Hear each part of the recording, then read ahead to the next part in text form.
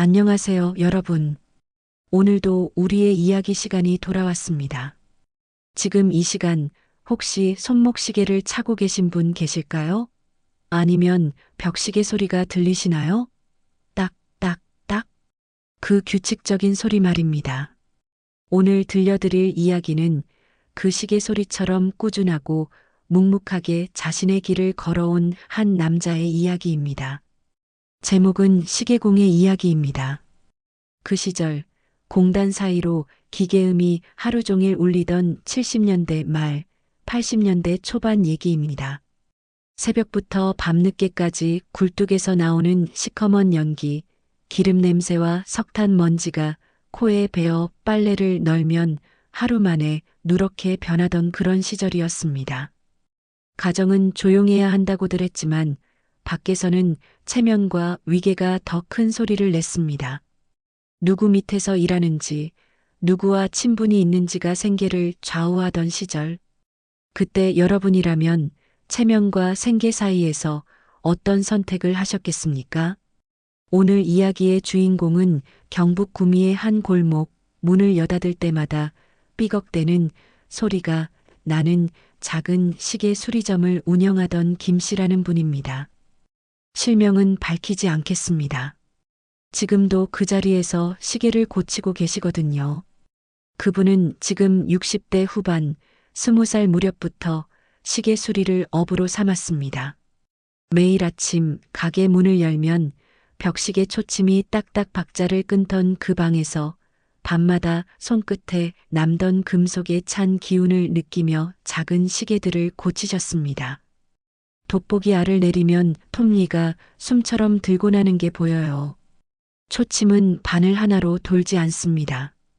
스프링, 톱니, 축, 오일 모두 제자리에 있을 때만 비로소 한 바퀴를 도는 거죠. 김 씨의 말입니다. 그분에게 시계는 단순한 생계 수단이 아니었습니다. 손끝에 닿는 금속의 차가움, 오일 한 방울이 퍼지며 풍기는 묘한 단내, 톱니가 착하고 맞물릴 때의 미세한 진동. 저는 그 진동을 온몸으로 느끼며 살았습니다. 마음이 뒤틀릴 때마다 혼잣말처럼 중얼거렸어요. 풀린 용수철은 다시 감으면 된다. 제게 시계는 생계이자 기도였습니다. 처음 가게를 열었을 때 동네 사람들은 그 젊은이가 손이 야무지다며 소문을 내줬습니다. 구미공단에서 근무하던 사람들도 토요일 오후면 찾아와 손목시계를 맡겼습니다. 당시엔 토요일도 반나절 근무를 했거든요. 김 씨는 작은 상자에 시계를 하나둘 눕혀놓고 밤늦도록 초침 소리를 들었습니다. 톡, 톡, 톡. 겨울이면 숯불 화로의 은근한 냄새, 여름이면 창문 너머 풀벌레 소리. 그게 그분 삶의 박자였습니다. 가게 문 위에 종이 딩하고 울릴 때마다 저는 세상이 아직 저를 기억한다고 믿었습니다. 하지만 그 믿음 얼마나 오래 갔을까요? 당시 김씨 가게의 단골 손님 중에는 공단에서 막 시작해서 반장 자리까지 오른 박 씨라는 분이 있었습니다. 처음엔 허름한 작업복 차림으로 와서 아저씨, 이 시계 고칠 수 있나요? 하며 조심스럽게 물어보던 분이었죠. 김 씨가 정성스럽게 고쳐주면 고마워하며 다음에 또 올게요라고 했던 그런 분이었습니다. 하지만 세월이 흐르고 공단이 커지면서 동네 분위기도 바뀌기 시작했습니다. 공단이 커지면서 동네에도 체면이라는 게 생겼습니다. 누가 어느 반장 밑에서 일하는지, 어느 공장과 친분이 있는지, 시계 한 번 고치는 일에도 명함이 오가는 때가 온 겁니다. 80년대 중반 어느 봄날 공단 반장 자리에 오른 그 박 씨가 김 씨 가게에 들렀습니다. 예전과는 확연히 다른 모습이었죠. 양복을 말끔히 차려입고 뒤에는 젊은 부하 직원들을 거느리고 왔습니다. 박 씨는 김 씨를 내려다보며 말했습니다. 김 형님, 요즘은 일본식 전자시계 시대예요. 기계식은 촌스러워요. 웃으며 던진 말이었지만 그 사람 뒤에 서 있던 젊은이들이 키득거렸습니다. 김 씨는 그 순간 뭔가 달라진 공기를 느꼈습니다. 박 씨가 말을 이었습니다. 앞으로 제 사람들 시계는 다른 데 맡길 생각이에요. 거래는 체면이니까 아시죠? 그 말은 마치 김 씨 손에 들린 정밀한 핀셋을 슬쩍 비틀어 놓는 듯 했습니다. 작고 정확해야 할 세계가 갑자기 흐리멍덩해졌습니다. 김 씨는 그날을 이렇게 기억합니다. 손님이 나간 후 한참을 돋보기를 들여다봤어요. 톱니는 그대로인데 왜인지 초점이 맞지 않더라고요. 해시태그 사부 위기의 시작. 그해 한여름 공단에서 돌아온 기계 소음이 밤까지 이어지던 무더운 날이었습니다. 박 씨가 다시 김 씨를 찾아왔습니다. 이번엔 더 노골적인 제안을 했습니다. 김 형님, 이번에 공장 시계를 대량으로 갈아야 해요. 영수증 좀 더 크게 끊어주세요. 윗선 보고가 필요해서 말이에요. 쉽게 말해 허위 영수증을 써달라는 얘기였습니다. 김 씨는 고개를 저었습니다. 정해진 만큼만 받겠습니다. 잠시 정적이 흘렀습니다. 선풍기 날개가 후욱 바람을 내뿜고 돋보기 안쪽이 서리처럼 뿌옇게 흐려졌습니다. 박 씨는 조용히 웃으며 말했습니다. 김 형님, 세상 돌아가는 법을 좀 배우셔야겠어요. 그 뒤로 공단 일감이 뚝 끊겼습니다. 단골이던 공단 근로자들이 더 이상 오지 않았죠. 문희종은 며칠을 침묵했습니다. 한밤중 벽시계 초침 소리만 유난히 크게 들렸습니다. 딱, 딱, 딱. 그때 깨달았어요. 제 시간표가 다른 누군가의 손에 들어갔구나. 해시태그 오부고립. 김 씨는 동네 상인회에 찾아가 하소연했습니다. 돌아온 건 차가운 현실론이었습니다. 여기선 다 그렇게 해. 김 씨만 유난 떨어봤자 손해야. 파출소에 들러도 마찬가지였습니다. 사문서 위조나 금전거래가 명백해야 저희가 움직이죠. 아시잖아요. 서로 좋게. 사무실 바닥에 낡은 장판이 끈적거렸고 기다란 형광등이 지지직 소리를 냈습니다. 서늘한 공기 속에서 김 씨는 자신의 목소리가 점점 작아지는 걸 느꼈습니다. 그런데 그날 밤 뜻밖의 전화 한 통이 걸려왔습니다. 여보세요. 거기 시계방 아저씨인가요? 목소리의 주인은 박 씨의 어머니였습니다. 80이 넘은 할머니셨죠. 시계는 안 망가졌는데 사람이 망가진 것 같아요. 전화기 너머로 들려온 그분의 목소리는 떨렸습니다. 우리 아이가 요즘 잠을 통 못 자요. 시계 수리점 그 영수증 때문이라고 매일 뒤척이면서 잠꼬대를 해요. 할머니의 목소리는 조용했지만 그 한숨 속에는 무거운 짐이 들어 있었습니다. 아들을 잘못 키웠나 봐요. 그 말에 김 씨는 할 말을 잃었습니다. 해시태그 6부 새로운 시작. 공단 일감은 끊겼지만 동네 사람들의 시계는 여전히 멈췄다 달렸습니다. 김 씨는 결심했습니다. 더 정직하게, 더 정성스럽게 일해보자고. 가격표를 더 정직하게 썼고 영수증을 꼼꼼하게 붙였습니다. 서랍 맨 뒤 오래된 시계 상자 안에 하루에 남은 돈을 조금씩 모으기 시작했습니다. 풀린 용수철을 다시 감듯이 천천히.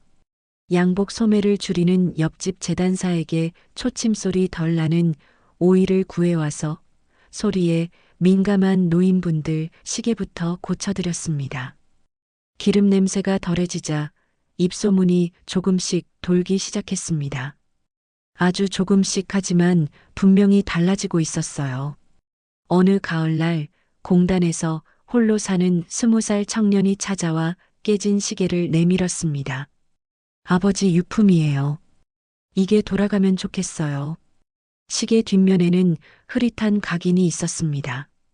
1973년. 건강해라. 아마 아버지가 군대 가는 아들에게 준 선물이었을 겁니다. 김 씨는 돋보기를 내린 눈에 눈물이 차오르는 걸 겨우 참았습니다. 내일 저녁에 오게. 그날 밤 시계를 살리며 김 씨는 기억 속 어떤 아이의 얼굴을 떠올렸습니다. 바늘이 제자리를 찾을 때마다 자신 안에 무너진 톱니에도 하나씩 맞물리는 기분이었습니다. 해시태그 7부 예상치 못한 시험. 하지만 다음 날 아침 가게 앞에 낯익은 그림자가 서 있었습니다. 박 씨와 함께 상인의 간부가 들어왔습니다. 김 형님, 미안한데 이 골목 점검이 나왔어요. 서류 좀 볼게요. 서랍 속 영수증 묶음이 테이블로 나왔습니다. 누군가가 작은 목소리로 귓속말을 했습니다. 세무서에 전달될 수도 있겠네. 김 씨의 등에 식은땀이 흘렀습니다. 하지만 정직하게 써둔 장부였기에 두려울 게 없었습니다. 그날 점검은 별일 없이 끝났지만 골목의 공기는 단번에 달라졌습니다. 이웃들은 눈치를 보기 시작했고 손님들은 발길을 돌렸습니다. 믿었던 이의 말 한마디가 톱니 사이에 모래를 쏟아붓는구나. 그날 밤 벽시계는 갑자기 멈췄습니다. 김 씨는 본능적으로 시계를 뒤집어 먼지를 털어냈습니다. 먼지 때문이야. 먼지만 털면 다시 돈다. 스스로에게 말했지만 진짜 문제는 다른 곳에 있다는 걸 알고 있었습니다. 톱니가 멈춘 게 아니라 마음의 용수철이 굳어버린 거였습니다. 해시태그 8부 시간이 주는 선물. 몇 해가 흘렀습니다. 공단의 소리는 더 커졌고 동네 아이들은 군데군데 사라졌다가 어른이 되어 돌아오곤 했습니다. 그 청년이 다시 찾아왔습니다. 이번엔 말끔한 양복 차림이었습니다. 아저씨, 저 서울 시계 공방에 취직했어요. 아저씨 덕분입니다. 청년의 손목에서 그 시계가 반짝였습니다. 초침은 고르게 움직였고 유리에는 오후 햇빛이 얇게 걸려 있었습니다. 가게 문이 종이 딱 하고 울리자 김 씨는 잠시 옛날처럼 환하게 웃었습니다. 아, 그래. 잘 됐네. 모르는 사이에 자신의 손길이 누군가의 내일을 조금 움직인 것 같았습니다. 그날 저녁 비에 젖은 바람이 문틈으로 스며들었습니다. 차가운 바람이 지나간 자리에 따뜻한 온기가 남았습니다. 해시태그 구부 용서. 그 무렵 박 씨의 어머니가 김 씨 가게로 찾아왔습니다. 발이 부어서 신발을 질질 끌며 긴 숨을 몰아쉬었습니다. 아저씨, 우리 집 벽시계가 안 가요. 집에 찾아가 보니 벽에는 오래된 가족 사진이 걸려 있었고 식탁 위에는 약봉지가 가득했습니다. 혼자 사시는 할머니였습니다. 할머니는 조용히 말했습니다. 우리 아이가 속이 많이 썩었지요. 그 말은 변명도 고발도 아니었습니다. 그냥 오래 묵은 한숨이었습니다. 김 씨는 벽시계를 열고 먼지를 털었습니다. 축을 약간만 세웠더니 초침이 다시 움직이기 시작했습니다. 부엌에서 된장국 냄새가 났고 김 씨는 그 냄새에서 아득한 옛집을 떠올렸습니다. 사람의 고장은 어디서부터였을까요? 어긋난 톱니는 누구의 것이었을까요? 해시태그 10부 가르침. 김 씨는 작은 수리점을 넘어 새로운 일을 시작했습니다. 마을 회관에서 시계 손질 교실을 연 겁니다. 돋보기 쓰는 법, 오일 묻히는 양, 나사를 얼마나 조여야 하는지 손의 리듬을 가르쳤습니다. 수업이 끝나면 모두가 자기 집 시계를 다시 살려서 들고 갔습니다. 할머니들 주머니에서 동전이 챙그랑 소리를 냈고 가게 유리창은 오후 햇살에 따뜻하게 데워졌습니다. 김 씨의 호흡도 고르게 돌아오기 시작했습니다. 그날 밤 오랜만에 가게 앞을 쓸었어요. 빗자루 끝에서 먼지가 가볍게 일었죠. 먼지는 사라지고 바람은 맑았습니다. 해시태그 11부 마지막 만남.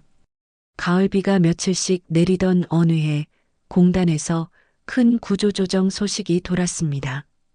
명단 맨 앞에 박 씨의 이름이 있었습니다. 사람을 쥐어짜는 버릇이 문제였다더라. 누군가 그렇게 말했습니다. 며칠 후 박 씨가 김 씨 가게 문을 조심스럽게 열었습니다. 오래된 재킷, 굳은 표정, 예전의 거드름은 찾을 수 없었습니다. 한동안 말이 없더니 낮게 중얼거렸습니다. 저에게도 시계가 하나 있었으면 합니다. 밤마다 시간이 안 가는 것 같아서요. 김 씨는 말없이 작은 탁상 시계를 꺼내 그에게 밀었습니다. 초침이 딱 소리를 냈습니다. 박 씨는 고개를 숙였습니다. 그 순간 김 씨는 통쾌함보다는 이상한 고요함을 느꼈습니다. 며칠 후 박 씨가 다시 찾아왔습니다. 입술이 말라 있었고 손이 조금 떨렸습니다. 그때 미안했습니다. 말끝이 흐렸습니다. 김 씨는 그에게 찬물을 건넸습니다. 유리컵이 유난히 차가웠습니다. 사람은 누구나 시간을 되돌리고 싶을 때가 있지요. 박 씨가 고개를 끄덕였습니다. 김 씨는 그에게 오래된 벽시계를 하나 내주며 말했습니다. 이 시계는 매일 같은 시각에 스스로 용수철을 조금씩 감아요. 억지로 확 감으면 끊어집니다. 조금씩, 천천히. 그 말에 박 씨는 한참을 서 있었습니다. 김 씨도 잘 모르겠습니다. 사과를 받아들였는지 용서했는지. 다만 그날 자신 안에서 바늘이 조용히 제자리를 찾는 소리가 났다고 합니다. 해시태그 12부 이별과 깨달음. 얼마 지나지 않아 박 씨의 어머니가 세상을 떠났습니다. 조촐한 상가였습니다. 노란 조화 몇 개, 서늘한 향 냄새. 김 씨는 조문객들 사이에 서서 영정 사진을 한참 바라보았습니다. 그 옆에서 박 씨는 말없이 향을 피웠습니다. 밖에는 빗물 냄새가 났고 검은 우산들이 포개져 있었습니다. 돌아오는 길에 김 씨는 문득 가게의 벽시계를 올려다보았습니다. 초침은 그저 평소처럼 한 칸씩 옮겨지고 있었습니다. 세상은 큰일을 겪어도 시계는 제 호흡을 이어가는구나. 어쩌면 사람도 그렇게 살아야 하는 게 아닐까 싶었어요. 해시태그 에필로그 시간을 맞추는 사람. 지금도 김 씨의 책상 위에는 각양각색의 시계가 놓여 있습니다. 어떤 건 유리가 금이 같고 어떤 건 용수철이 풀려 있습니다. 매일 아침 문을 열고 빗자루로 먼지를 털고 돋보기를 내려 손끝으로 톱니를 만집니다. 여기서 조금만 더. 그러면 바늘이 착하고 맞물립니다. 제자들에게는 이렇게 말합니다. 시계는 시간을 만드는 기계가 아니라 시간을 맞추는 기계입니다. 사람도 그렇고요. 가게 문이 종이 딩하고 울리면 오늘의 시간이 시작됩니다. 내일도 또 올 사람들의 발걸음을 생각하며 김 씨는 오늘도 시계로 내일의 시간을 짓고 있습니다. 마지막으로 김 씨가 전하는 말입니다. 그때 당신이라면 풀린 용수철을 어떻게 감아 올리셨겠습니까? 여러분 어떠셨나요? 권력에 굴복하지 않고 자신의 원칙을 지킨 한 시계공의 이야기였습니다. 그분은 말합니다. 시계는 시간을 만드는 게 아니라 시간을 맞추는 거라고. 사람도 마찬가지라고요. 억지로 확 감으면 끊어지는 용수철처럼 우리 삶도 조급해하지 말고 천천히 꾸준히 제자리를 찾아가면 되는 건 아닐까요? 지금 이 시간에도 어딘가에서 묵묵히 자신의 자리를 지키고 계신 모든 분들께 이 이야기를 바칩니다. 시계 소리가 들리시나요? 딱, 딱, 딱. 그 소리는 오늘도 흘러가는 우리 시간의 소리입니다. 다음 주에도 좋은 이야기로 찾아뵙겠습니다. 안녕히 가세요. 전하는 말입니다. 그때 당신이라면 풀린 용수철을 어떻게 감아 올리셨겠습니까? 마이너스. 해시태그 클로징. 여러분, 어떠셨나요? 권력에 굴복하지 않고 자신의 원칙을 지킨 한 시계공의 이야기였습니다. 그분은 말합니다.